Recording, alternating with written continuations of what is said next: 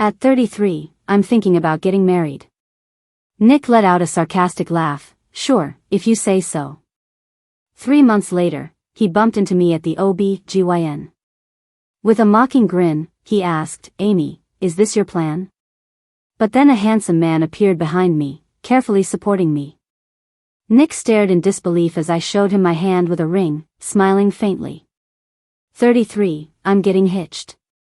After a passionate night, I forced myself out of bed, ignoring the soreness, and started getting dressed. Nick was lounging against the headboard, about to light up his after-sex cigarette. I spoke softly, but my fingers were pale from nervously clutching the bedsheet. 33, I'm thinking about getting married. Nick paused his smoking briefly, then chuckled, his voice lazy and raspy. So what? Want me to marry you? I could see Nick's reflection on the bedroom glass, clear enough to see the ridicule on his face. Seeing my silence, Nick smirked. Amy, you know, someone of your background could never be my wife. My last bit of hope sunk to the bottom, but I was oddly calm.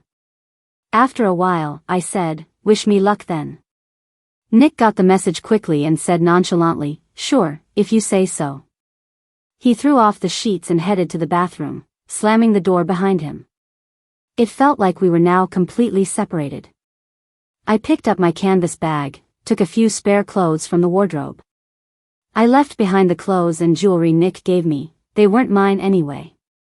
The money he gave me over the years was enough for a comfortable life, a compensation for my youth, I guess.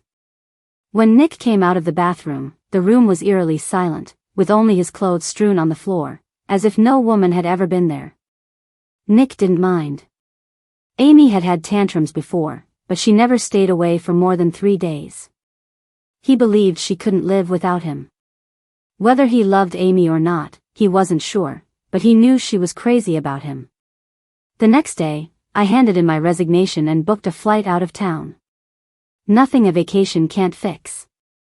If one isn't enough, try two. When I arrived, it was already dark. Booked myself an Airbnb. It had a pool. Nick had taken me to private pools like this before. But his friends didn't like me, so I always ended up sipping drinks alone by the pool. Not this time though. I slipped into a bikini I had just bought from a roadside shop and took a dip. I learned to swim as a kid. I wasn't great, but I wouldn't drown. As I swam, I noticed a little opening in the pool. Beyond it was a larger pool. And I caught a whiff of lemon. I was thrilled at this hidden surprise. I drifted through the opening and reached the other side. That explained the lemon scent. There was a lemon tree near the pool. Fresh lemons with their subtle aroma, so pleasant. I swam around, adjusting my swimsuit straps that were digging into my skin. It was the boldest one I'd worn, little more than straps over strategic areas. My pale skin looked even whiter against the black straps. I stood to fix the shoulder straps, but couldn't get it right. I thought about taking it off to redo it. The second I did, I heard a husky voice behind me, "Hey beautiful, stripping down in my backyard?" His voice made every hair stand on end. Reflexively, I turned around. I clutched my chest, knowing too well my cleavage wasn't exactly hidden. The man behind me was momentarily taken aback, but quickly regained his composure and looked away. "You've swum into my place." I quickly apologized. "Sorry, my mistake, I'll leave immediately." Turning to leave, I could still feel his heavy gaze on me. That night, as I tried to sleep, I couldn't shake the image of him, messy hair, sharp features, fit build, every inch exuding manly charm. I shook off the thoughts and drifted into sleep. But in the middle of the night, a sudden ringing woke me. Groggily, I answered. It was Nick, unmistakably drunk. "Amy, come pick me up from the bar." The old me would have rushed to be his babysitter, but now I was just annoyed at being disturbed. Rubbing my sleepy head, I responded flatly, "Nick, we're done. Call whoever you're with now." Then I hung up and went back to sleep. Across town, in that bar, Nick's face darkened at the dial tone. His tight grip on the phone showed his frustration. But his friend Mike, oblivious, asked curiously, Nick, Amy's coming, right? Another buddy snickered, with Nick's charm, does that even need asking? Nick wrapped an arm around the woman next to him, her body snug against his. With a willful grin, he boasted, I've had enough of her. I've called a new girl. Change of pace tonight. The whole group laughed. Nick's the man. I spent a few days in Sonia and then headed back home. With the leftover money, I bought myself a small 2-bedroom. I had always wanted to open a dessert shop. Now I could make it happen. I secured a spot for a shop on a nearby street, and the renovations started quickly. In the meantime, I didn't just sit around. I signed up for a super membership at a matchmaking agency. I was being honest with Nick when I said I wanted to get married and have a kid. The matchmaking agency was fast. In just 2 days, I went on 3 dates. The first guy was a small business owner, with an air of superiority in everything he did. But at 38, the glare from his bald head was so bright I could barely keep my eyes open. The second guy was a regular worker, around my age. He looked average and from the start, kept asking about my savings. When I mentioned I owned a house, his eyes lit up, and he said we could marry immediately. I just laughed and said, we don't know each other well enough.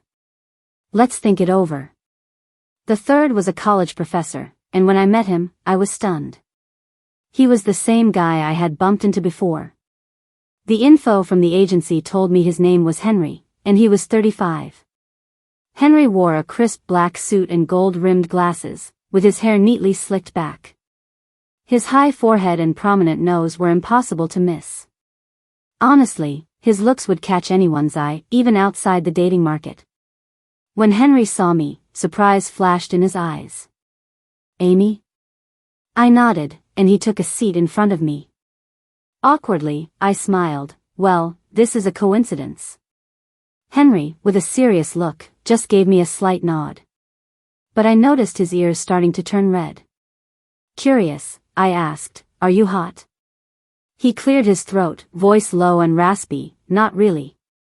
Looking at his impressive appearance, I couldn't help but wonder. The dating market always has beautiful women, but I had never seen such a handsome man on a date. How long have you been dating like this?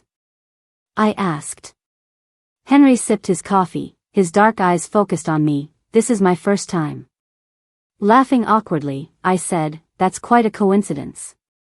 I'm just starting to date too. Henry rested his large hand on the table, fingers rhythmically tapping. On his wrist was an expensive watch. I had seen a similar one with Nick. The watch alone was worth a lifetime's wage for an average person. Can a college professor be this wealthy? I thought back to the time I bumped into him and what he'd said, it was his place. While lost in thought, Henry asked, Amy, what are you looking for in a partner? Just an ordinary person who can take care of each other for a lifetime. Henry's lips curled slightly, you're not asking for much. I nodded, trying to ease the awkwardness. What about you? I asked. Leaning back lazily, he looked at me and said, your appearance fits my criteria. I was taken aback by his directness and didn't know how to react. It seemed to amuse him, as his eyebrows lifted just a tiny bit. Amy, you seem a bit insecure, he commented. I laughed nervously, didn't expect you to be so straightforward. With dark eyes fixed on me, he said, Amy, at our age, dating's about getting married, right? I'm very happy with you. I gripped my coffee cup tightly and asked, you've got a great family background. Didn't your family find someone for you? Henry wasn't surprised by my question at all. With no change in emotion, he replied, my parents are open-minded. They want me to find someone I like. Of course, they just want a daughter-in-law, as long as she's female. Hearing such a comment from him made me chuckle. Your parents are really interesting, I said, feeling the mood lighten. So that means you have a pretty good impression of me, he said. No doubt, from appearance to conversation, Henry was exceptional. I nodded honestly, you're impressive. After the date, Henry drove me home. In front of my building, we exchanged numbers. His profile picture was entirely black, and his username was just his name. He seemed a bit aloof. When I got home, the kitten I adopted a few days ago ran over, purring. In a good mood, I petted its soft fur, and it rolled over, showing its chubby belly. I'd always loved cats, but with Nick being allergic, this was a first for me. About half an hour later, my phone buzzed with a message from Henry. "Home yet?" I took a while to reply, "Yeah, thanks for the ride." His reply came quickly, "I can do it every day." Reading that made me feel bashful, a touch of excitement in my heart. Okay. Henry and I soon made our relationship official. He took me to meet his parents. His mom was thrilled to see me, holding my hand without letting go. Her well-maintained face was beaming with a warm smile. "Amy, without you, I thought this boy was fooling me." I laughed, "Sorry, I should have come sooner to meet you." Henry's mom grinned widely, "Come visit me often. We can shop and eat good food." The atmosphere was warm, even though Henry's dad didn't say much. He smiled watching us interact. Their house was enormous, clearly a luxurious mansion. Henry had already told me when we became official that his family owned a major company, one of City A's leading enterprises. His dad still managed most of the business, which is why Henry had the time to be a college professor. "I love teaching," he had said, "and even if I take over the company, I won't give it up." After lunch, it unexpectedly started pouring outside. Concerned about safety, Henry's parents invited us to stay for dinner. After spending an entire afternoon together, I've started to get used to the vibe at home. When I saw the beautifully plated dishes the cook brought out, I couldn't help but snap a photo. Only after taking the picture did I notice that Henry's arm was visible as he was serving me soup. His arm had smooth muscle lines and prominent veins, a clear sign of someone who works out. Holding the soup bowl, his fingers were long and defined. To borrow a popular phrase from the internet, hand lovers would be thrilled. Pleased with my photography skills, I made my first post on social media since Nick and I split. "Listening to the wind, waiting for the rain to stop." That was my caption, along with the photo. After posting, I put my phone aside. Henry placed a golden chicken soup in front of me, his voice carrying a bit of joy. "This soup is made with medicinal herbs by the cook. It's good for the body, have some more." I looked at Henry and froze for a moment, remembering one night not too long ago. My period pains woke me up in the middle of the night. I felt like I might faint. My parents had already passed away, and I had no relatives or friends around, so I had to ask Henry to buy some painkillers. When I called Henry, he picked up quickly. His voice was raspy, and I could tell I had woken him. But he spoke calmly and without a trace of annoyance. "Amy, what's wrong?" I was in so much pain I couldn't control the tremor in my voice. "Can you please get me some painkillers? I really can't move right now, or I'd just order delivery." Henry's tone turned urgent, and I could hear the rustling of him getting dressed. "Amy, what's going on? Where are you hurting?" "I'll be right there." Weakly, I replied, "It's nothing major, just get me some painkillers." Henry arrived quickly. I'd already given him the code to my door. So when he came in, he found me pale and lying in bed. Maybe I looked too frightening. For the first time, Henry's usually composed face showed a hint of panic. In a tone that was steady yet urgent, he said, "Amy, are you okay? I'll take you to the hospital." Saying that, he lifted me off the bed. Seeing that I was in thin sleepwear, he quickly wrapped me up in his large coat. Dazed, I was taken to the hospital by Henry. The doctor gave me N4, and the pain gradually lessened. The diagnosis was that eating cold food before my period was the cause. The doctor glanced at Henry beside me before slowly remarking, "A harmonious relationship can help ease the pain too." My face, pale with pain, turned warm at the doctor's comment. I quickly clarified, "No, doctor, he." But Henry interrupted, "All right, noted. Thank you, doctor." The day Henry brought me home, I was all flustered. Fortunately, he didn't mention it again. Looking at the delicious chicken soup in front of me, my heart felt warm. It's been so long since I've felt someone truly care about me. Grinning, I looked at Henry. You're so thoughtful. After dinner, the rain had lightened up quite a bit, but it hadn't stopped. Henry's mom insisted that we stay over. Caught in a polite refusal, I looked to Henry. With a mischievous look, he just watched me, not saying a word. He was doing it on purpose. Henry's mom specifically told the cook not to prepare a guest room, suggesting I stay in Henry's room. Since both our parents had met, staying together seemed natural. I didn't say much, but when I got to Henry's room, I suddenly got nervous. Henry wasn't back yet. His dad had called him away for some company matters. I quickly freshened up in the bathroom, and Henry's mom brought me a brand new set of pajamas. Wearing them, I felt a bit exposed. It was a two-piece set, a camisole dress underneath with a long sleeve cover. But on me, it seemed a bit small, barely reaching my upper thighs. It felt like any sudden movement might reveal too much. I fidgeted with the dress before hurriedly settling under the covers. Finally, I had a moment to check my phone. The post I made earlier had already amassed over 99 likes. Curiously, I checked the comments. Never had a post of mine received so many reactions. Apart from likes from some old classmates and colleagues, the rest were comments from Nick's group of friends. Am I seeing things, or is that a guy's hand? Is Amy really moving on? Won't Nick be sober by morning? Nick has someone warm by his side now. Why would he think of her? True, Nick can have anyone he wants. Maybe it's all part of Amy's plan to get him back. That's crafty. Just a woman's trick. Ha ha ha. Can't wait to see Amy beg Nick back. I'd love to see it too, ha ha ha. As I read the chaotic comments, I felt annoyed. I hadn't deleted Nick and his friends before because it seemed unnecessary. But now, they were a nuisance, so I quickly replied, thanks for your concerns, but sorry to disappoint, I'm going to be very happy. Then I went ahead and blocked and deleted all of them. They were garbage, and I should have cut them out long ago. Just then, I heard the door open and familiar footsteps came in. Nervously, I pretended to be asleep. The footsteps stopped by the bed for a moment before moving toward the bathroom. Soon the bathroom door opened again, and the other side of the bed sank. Henry's familiar scent wafted over.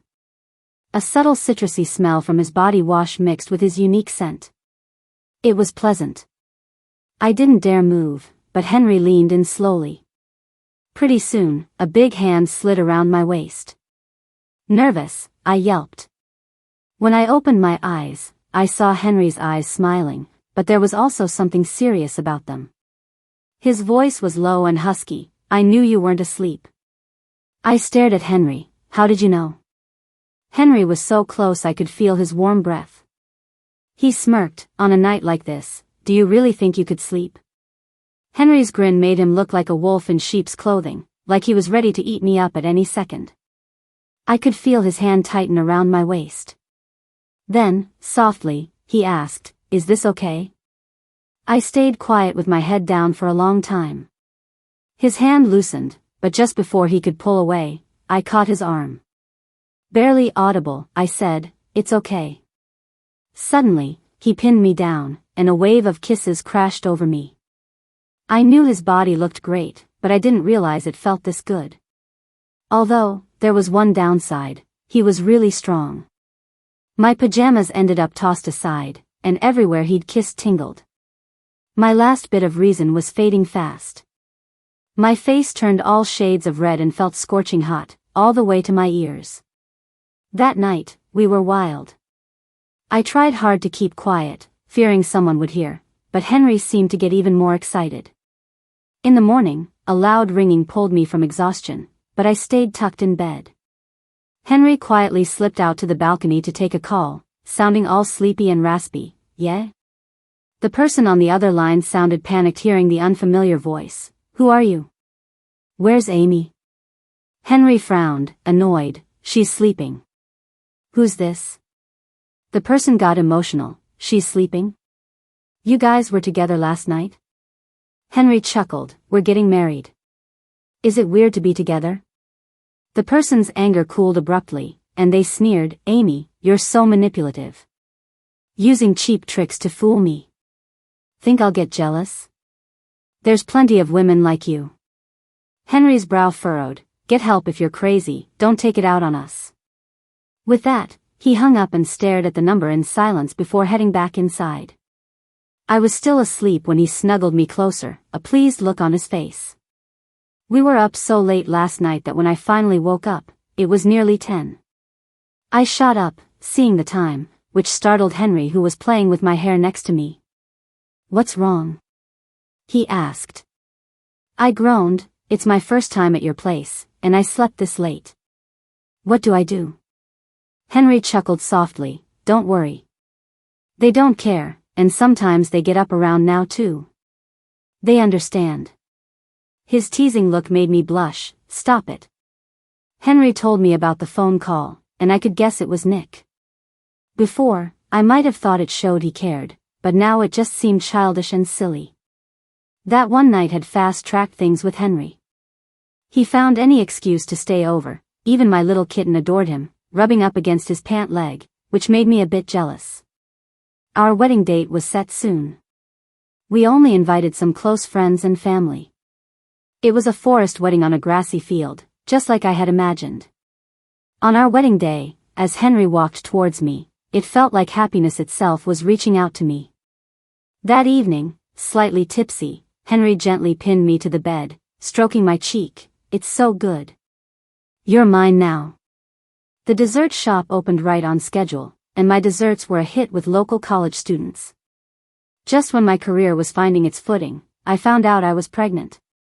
Staring at the 2 lines on the pregnancy test, I texted Henry with shaking hands. I think I'm pregnant. Not long after, he messaged back, what? Exasperated, I replied, I'm pregnant. I sent a picture of the test, and he replied with an annoyed emoji. What's that supposed to mean? I asked, puzzled. I was just getting used to our happy life, and now this little one comes to steal you from me. Not cool. I laughed at how childish it sounded. Aren't you being silly? Henry replied, it's for the best, really. Having the baby sooner is better for your health. I'm heading home now, and I'll take you to the doctor to check things out. No rush. Once you're checked, I'll feel at ease. Soon, I saw Henry's car at the shop. After giving my staff some instructions, I left. At the hospital, every test was smooth sailing, and I was 5 weeks pregnant with a healthy baby. Counting back, this little one must have come from that night at his place.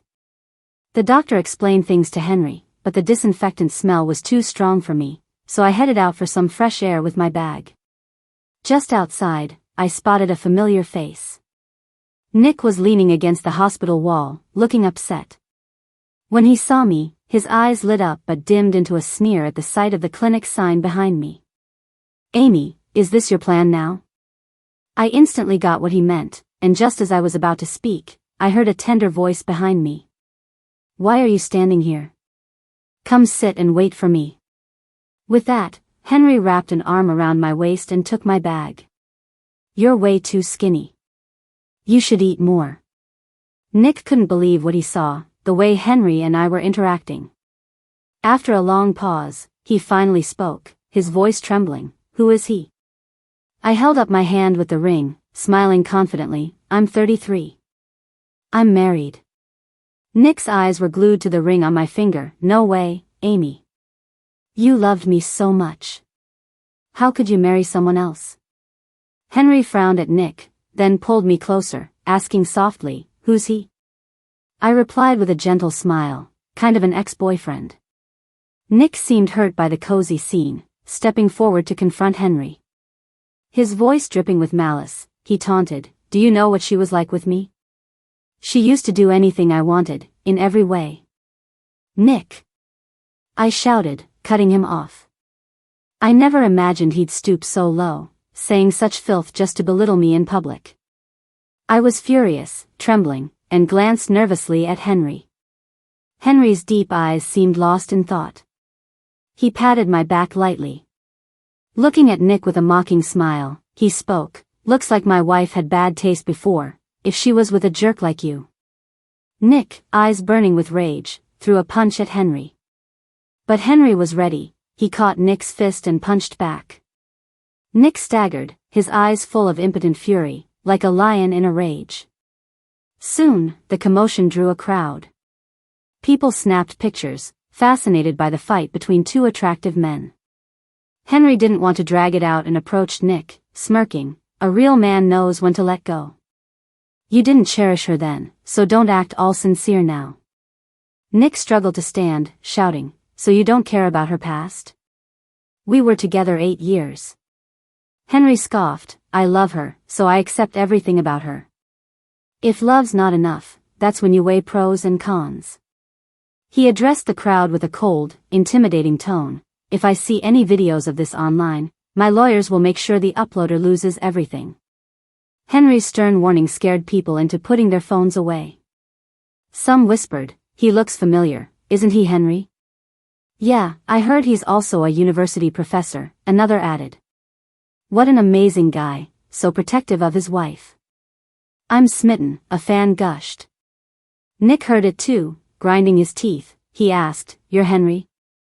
Henry cast a calculated gaze at the crowd, though he didn't speak, confirming it for everyone watching. Nick turned back to me, desperate and bewildered. If Henry were just an ordinary guy, he could chase him away. But Henry was from an equally powerful family, and Nick lacked the confidence. Amy, you're only with him to spite me, right? Come back to me, won't you? I frowned, ready to speak, when a young woman ran over to help Nick up. He shoved her away. Pale, she crumpled to the ground as if breaking. Clutching her stomach, she pleaded, Nick, my stomach hurts, really hurts. In an instant, her white dress stained red. Security restrained Nick, while she was rushed to the ER. As we were leaving, Nick clung to my coat, tears in his eyes. Amy, I was wrong. Can I have another chance? I pulled away calmly. Nick, we're done. Appreciate who you have now. Leaving the hospital, Henry carefully helped me, remaining silent. I worried, and as we got into the car, I whispered, do you regret it? Baffled, Henry looked at me, regret what? I could feel my voice shaking, near tears, regret being with me. Henry suddenly panicked, what? Are you upset? No, but answer my question. Why would I regret it? He replied, lightly. I used to swim, not well, but enough not to drown, I muttered. He chuckled, gently wiping my tears, his deep voice teasing, Amy, if I wanted to know your past, I wouldn't need to ask. I've known about you and Nick for a while. Puzzled, I asked, how do you know? Nick's world isn't even close to yours. Tenderly, Henry touched my nose, the world's small. Some things you find out without asking. So, what about you? What if I told you I started liking you when you were all over Nick? Huh? I was stunned by Henry's confession, just staring at him wide-eyed, in shock. Henry slowly leaned in, resting his forehead gently against mine. Our breaths mingled together. I heard him softly say, I've liked you for a long time. I later found out that Nick ran into me at the hospital that day because he was taking his new girlfriend to get an abortion. That push he gave her put her in the ICU. It said her body was fragile post-procedure, and Nick used all his strength in that shove. There were so many onlookers that day, the incident quickly blew up. To minimize the negative impact on the family's business, Nick was sent overseas for training. He wouldn't be back for several years. Nick called me on the day he left. The number was unfamiliar, so I picked up without any suspicion. There was silence on the other end for a long time. Just as I was about to yell at him for being a lunatic, I heard Nick's hoarse voice. Amy, if I'd said I'd marry you back then, I'd be the one with you now. Nick, even if we got married, it wouldn't have lasted. I've realized now I don't love you. Infatuation and love are different. Amy? Wishing you safe travels. Let's never meet again. I hung up the phone and saw Henry busy preparing a meal for me, suitable for a pregnant woman.